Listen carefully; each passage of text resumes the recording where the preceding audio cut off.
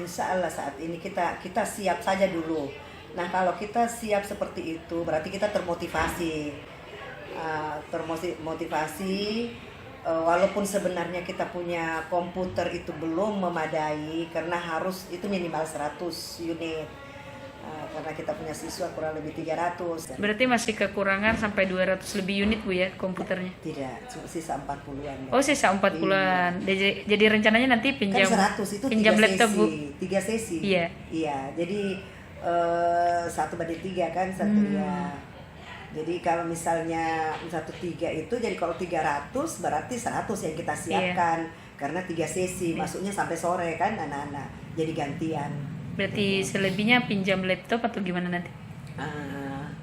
Bagaimanalah kita punya usaha. Saya mau ini, saya tadi sudah dari salah satu sekolah SMP supaya kita bisa tukaran.